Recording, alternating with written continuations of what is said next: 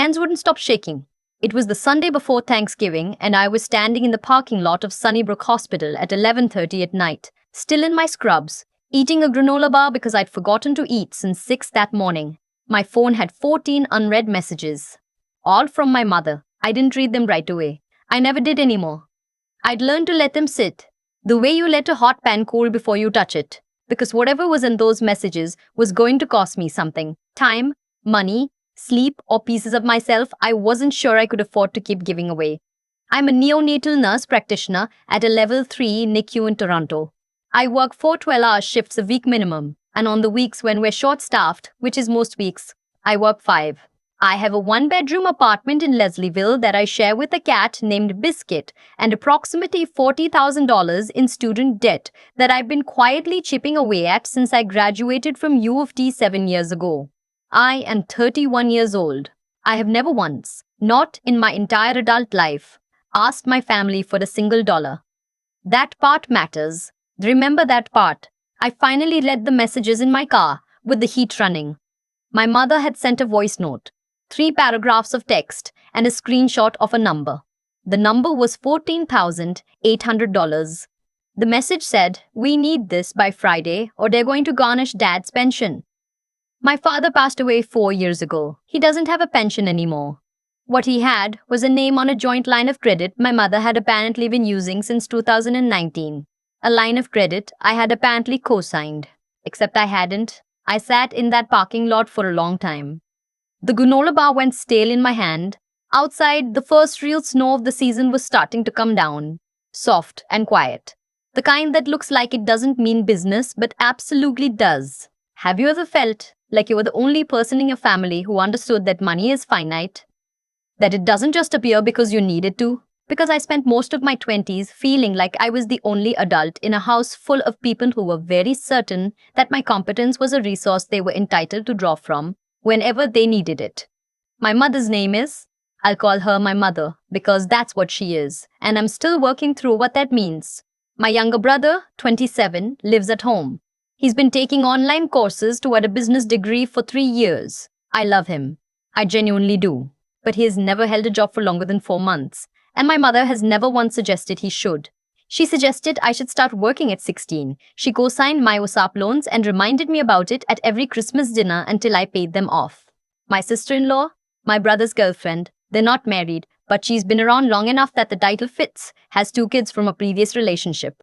My mother adores those kids. She watches them 4 days a week and considers it her primary occupation. She paid their hockey registration last February, with money from the line of credit. With money from the line of credit that had my name on it. I didn't know any of this yet. That night in the parking lot. All I knew was the number, $14,800, and a cold feeling in my chest that had nothing to do with the weather. I called my mother back instead of texting, which I immediately regretted. She answered on the first ring, which meant she'd been waiting. "Finally," she said. "I just got off a shift," I said. "What is this number?" "It's what we owe," she said. "The bank called today. They said if we don't bring the account current, they're going to start collections." "What account?" I asked, even though some part of me already knew I wasn't going to like the answer. "The line of credit," she said. "The one you co-signed. You remember." "I don't remember that," I said carefully, "because I didn't co-sign anything." There was a pause. The kind of pause that has a shape to it. "You signed the papers when your father was in the hospital," she said. "You were there. You signed a bunch of things." And that's when the cold feeling spread from my chest all the way down to my hands. I had been there. 3 years ago when my father had his second cardiac event and we thought for about 72 hours that we were going to lose him, I had been the one who drove to the hospital. I had been the one who sat with the palliative care coordinator, the one who talked to the cardiologist, the one who asked the right questions because I understood the terminology. My brother had come for 2 days and then gone home because the situation was stressing him out. My mother had been overwhelmed, understandably. And there had been papers, a lot of papers. Forms for benefits coordination, for supplementary insurance, for something related to his pension adjustment. I had signed where she pointed. I had been 31 hours into a stretch without sleep and terrified my father was going to die, and I had signed where she pointed. I didn't say anything for a long moment. Mom, I said finally, how much have you taken out? Another pause. Longer this time. It's not like I was spending it on vacations, she said. The furnace needed replacing, and Kaya's hockey. And there were the kids' school supplies, and I had to help out with the how much total, I said, on the account. The limit is 22,000. I closed my eyes. So you've taken out $22,000, I said, on an account with my name on it, without telling me. I thought we could handle it, she said. I didn't think it would get to this point. I want to be honest about what I felt in that moment, because I think a lot of people in situations like this skip over the feeling and go straight to the action, and I don't think that's real. What I felt was not rage. Not yet. What I felt was something quieter and older, and more exhausting than rage. It was the feeling of a door closing on something I'd been leaving slightly open for years. The feeling of finally having the proof I needed to stop second-guessing myself. I had not imagined it. I had not been dramatic or oversensitive or ungrateful. This was real.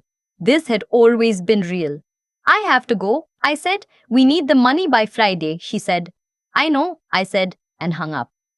I didn't sleep that night. I went home, fed Biscuit, opened my laptop, and spent 4 hours pulling every document I could find. My online banking. My credit report, which I checked through Equifax because I hadn't checked it in almost a year, which I now understand was a mistake. The line of credit showed up clearly. $22,000 drawn, minimum payments irregular. 2 missed payments in the last 4 months. My credit score had dropped 61 points. I sat with that for a while. Then I opened the folder on my desktop where I keep important documents. Old tax returns, my nursing license, my lease. And I went looking for anything from that week at the hospital 3 years ago. I'm a thorough person by training. You have to be in my line of work. And I had scanned everything before filing it away. It took me 20 minutes to find the right document. It was a form for the bank. It had my signature on it. My signature, except I hadn't signed it. I had been in that hospital for 36 hours when that document was supposedly executed. The date on the form was a Tuesday. I had worked a 12-hour shift that Tuesday. I know because I still have my old scheduling app and I cross-referenced it. I was in the NICU at Sunnybrook from 7 in the morning until 7:45 at night. I did not go to any bank. I did not sign any document. Someone had forged my signature. I need you to understand what it's like to arrive at that conclusion about your own mother. It's not dramatic. It doesn't feel like a revelation. It feels like the floor dropping out from under you by about half an inch. Just enough that you're not stable, but not enough that you're falling. You stand there, slightly tilted, trying to figure out if this is something you can recover from, or if this is the thing that changes everything. I took screenshots of everything. Then I called my best friend, who is an accountant and who I have trusted with my life on more than one occasion, and I told her what I had found. She listened without interrupting, which is one of the things I love most about her. When I finished, she was quiet for a second, and then she said, "You need to talk to a lawyer before you do anything else." "I know," I said. "Not your family lawyer," she said. "Someone they don't know." "I know," I said again. I didn't sleep. I went to work the next morning on 3 hours of rest and a travel mug of coffee and the very specific focus that comes with having no emotional bandwidth left for anything except the task directly in front of you. I checked on my smallest patient, a 26-weeker named I won't use her name, but she was about the size of my hand and I was fine. At work, I am always fine. That is the one place where I have always known exactly who I am. The lawyer I found was a woman who specialized in civil fraud and elder financial abuse. I found her through the Law Society of Ontario's referral service and she had a cancellation appointment that Thursday afternoon. I showed her the documents. I showed her the credit report. I showed her my scheduling records. She looked at everything for a long time without saying anything. Then she said, "This is forgery. That's a criminal matter." "I know," I said. "I'm not sure yet what I want to do about it." She nodded, like she'd heard that before. "That's your choice to make, but you should know your options." We talked for an hour and a half. I left with a folder of notes and a number for a second consultation and a feeling in my stomach that I can only describe as grief. Because it was grief. I was grieving something. The version of my mother I'd spent 31 years trying to believe existed. The version who had signed my school forms and come to my convocation and told me she was proud of me, and whether or not that version had ever been real, I was going to have to let her go. The Wednesday before Thanksgiving, my mother called me 6 more times. I let them all go to voicemail. On Thanksgiving Sunday, I drove to my mother's house. I know that sounds like the wrong move, and maybe it was, but I needed to look her in the eye. I needed to see if she would lie to my face. There's something about being raised by a person that makes you need the confrontation to be physical. You can't do it over text, you can't do it over phone. You need to be standing in the same room because some part of you is still a child in that house, and only the physical reality of being there can override it. I knocked instead of using my key. That was intentional. My mother opened the door. She looked tired. She'd been crying, I could tell, but she'd also put on makeup after, which was very her. She looked at me the way she always looked at me when something was wrong and she needed me to fix it. That specific combination of fragility and expectation that used to send me straight to my wallet. "Come in," she said. "I made soup." "I'm not here to eat," I said. I came in anyway. My brother was on the couch. He looked at me, then at my face, then at his phone. His girlfriend was in the kitchen. The kids were watching something loud on the TV in the basement. "I want to talk about the line of credit," I said. My voice came out steadier than I expected. My mother sat down at the kitchen table. "I was going to explain everything," she said. "I just needed to get through this payment first, and then I was going to—" "The document you had me sign," I said. "At the hospital, when Dad was sick." She looked at me. "I've checked my schedule," I said. "I was working the day that document was dated. I wasn't at the bank. I didn't sign it." The kitchen was very quiet. The kids in the basement were laughing at something on the TV. My brother put his phone down. "Mom," he said quietly, like he already knew. My mother's face didn't do what I expected. She didn't get defensive. She didn't cry. She just looked very, very tired. And she said, "I didn't think they would come after it." "I thought I paid off before you forged my signature," I said. "I needed something to put on the form," she said. "You were working all the time. You were never available. I had to handle it. I had rehearsed this conversation. I had rehearsed it in my car on the way over and in the shower that morning, and at 3 in the morning when I couldn't sleep. I had rehearsed the things I wanted to say, the questions I wanted to ask, the moment where I would lay out everything I'd found and watch her explain it. But in the actual room, with the soup smell and the kids' TV noise and my brother's face, all of it went quiet. I sat down across from her. "How long have you thought of me as a financial resource?" I asked. She blinked. "Not as your daughter," I said. "As a resource. Something you could draw from." "When did that start?" "Because I've been going over it, and I think it was before I graduated. I think it started when I got the scholarship." "That's not fair," she said. "You co-signed my OSAP loans and reminded me about it every year," I said. "But when Kyle needed the hockey registration, you just put it on the line of credit, with my name on it, without asking." Kyle. My brother looked like he wanted to disappear into the couch cushions. "Kyle doesn't have the income you have," my mother said. And there it was. The sentence I had been waiting for without knowing I was waiting for it. "Right," I said. "So because I worked harder, because I studied harder, because I stayed up all night for years and got into a competitive program and built a career, that makes me the one who owes the family. Is that the logic?" "You have so much," she said. "You have no idea how hard it's been here." "I have student debt," I said. "I have one apartment. I have a cat. I have worked 12-hour shifts since I was 24 years old, and I have never once asked any of you for anything." My mother looked at me, and I could see her recalibrating, shifting from the version of this conversation where I come in upset, and she soothes me, and we agree to figure it out together, into the version where she actually has to deal with what she did. "What are you going to do?" she said. "I've talked to a lawyer," I said. The kitchen went very still. "I haven't decided anything yet," I said. "But I want you to know that I have documentation. I have my work schedule. I have the credit report. I have the forged document. And I have an appointment with a fraud specialist next week." "You would report your own mother," she said. "I would report someone who forged my signature and put me $22,000 into debt without my knowledge," I said. "Whether that person is my mother is a separate question that I'm still working through." She started to cry then. Real tears, I think. Not the strategic kind, but the kind that come when something you've been managing finally becomes unmanageable. I watched her cry, and I felt something I didn't expect to feel, which was sadness. Not sympathy exactly, just sadness for both of us. For the relationship we'd never had. For the mother she might have been if she hadn't decided at some point that her children existed to fill her gaps. For the version of me that had spent 31 years trying to earn her approval and not understanding why it never quite materialized. I'm not going to pay the 14,000, I said. I'm going to dispute the debt and I'm going to have the account investigated. I'm going to do that through the proper channels. You should probably get your own lawyer. I stood up. I'm not coming for Christmas, I said. Not this year. My brother said my name. Just once, quietly. I looked at him. He looked back. I don't know what was in my face, but something in his shifted. And he looked down. I drove home. I put on the most aggressively calm playlist I had. I stopped at the Rabba on the corner and bought an overpriced container of soup. Because I had not actually eaten since that morning.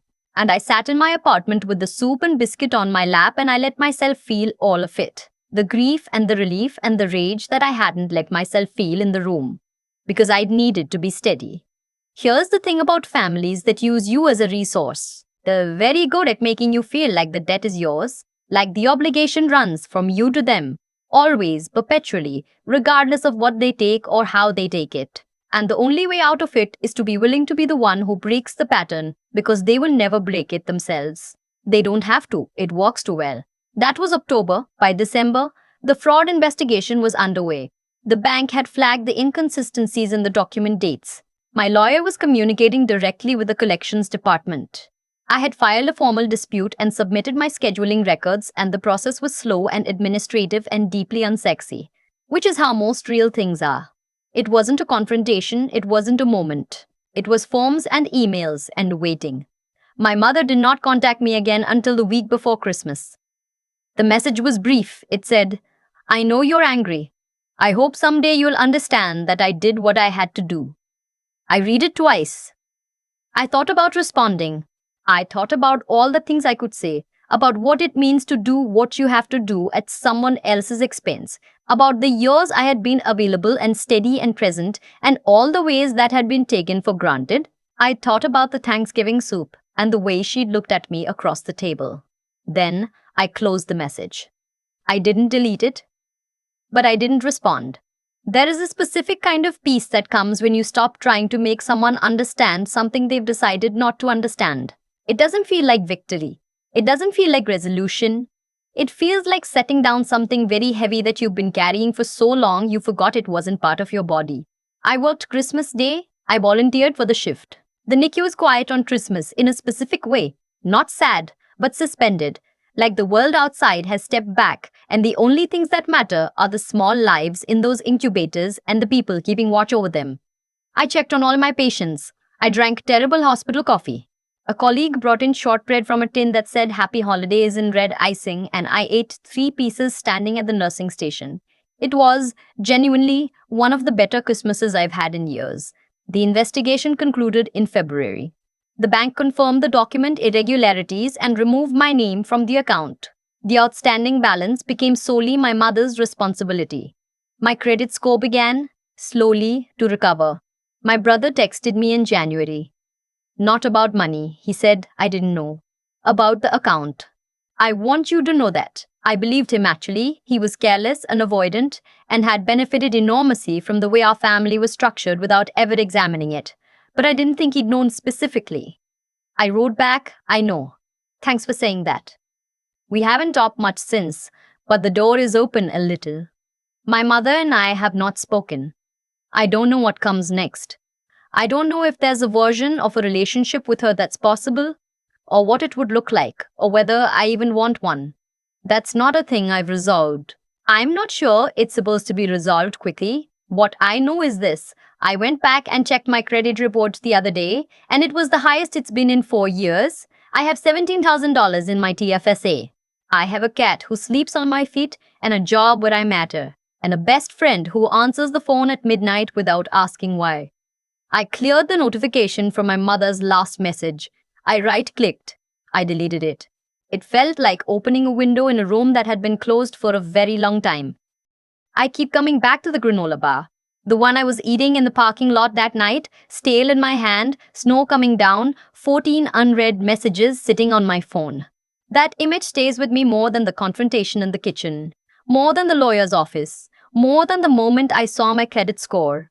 Because that granola bar is who I was. Someone so busy holding things together for other people that she forgot to feed herself. What happened to me wasn't random, I know that now. It was the result of a very long, very quiet pattern that I had participated in without realizing it, because participating felt like love and I didn't know the difference yet.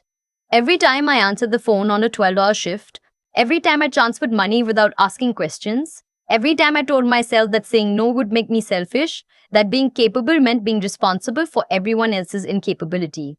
I built that dynamic as much as my mother did, not with the same intentions but with the same hands. The thing about being the person in the family who has it together is that people stop seeing your effort and start seeing your output. They stop thinking about how you got there and start thinking about what you can provide. That shift is so gradual you don't notice it until you're standing in a hospital parking lot at midnight, leading a message about a debt you didn't know you had. What I had to learn, and I'm still learning it honestly, is that integrity isn't just about telling the truth to other people. It's about telling the truth to yourself, about what you're willing to accept, about which relationships are built on genuine care and which ones are built on what you can do for someone. I had known for years, somewhere underneath everything, that the way my family related to me wasn't quite right. I just kept finding reasons to explain it differently. That's not integrity, that's avoidance dressed up as patience, the intelligence part. And I don't mean book smarts, I mean the kind of clear-headedness that lets you see a situation for what it actually is. That came from slowing down long enough to look. I could have paid the $14,800. I could have told myself it was a loan, that I'd get it back, that keeping the peace was worth it. I've done versions of that before, but I had enough presence of mind that night in the parking lot to cross-reference a date, to pull a document, to call someone I trusted before I made any decisions. That's the thing that changed everything. Not courage, not rage, just paying attention. And then there's the part that doesn't get talked about enough, which is what it actually costs to hold your ground. It cost me Christmas. It cost me the version of my mother I'd been hoping she might eventually become. It cost me the comfortable story I'd been telling myself about my family. That's a real loss. I'm not going to minimize it by dressing it up as growth or calling it a blessing. It was hard and it still is hard, and I think it probably will be for a while. But I cleared the message. I right-clicked and deleted it. And the next morning I went to work and I checked on every one of my patients and I did my job well, the way I always do, because that part of me has never needed anyone's permission to exist. That's what I'm holding on to.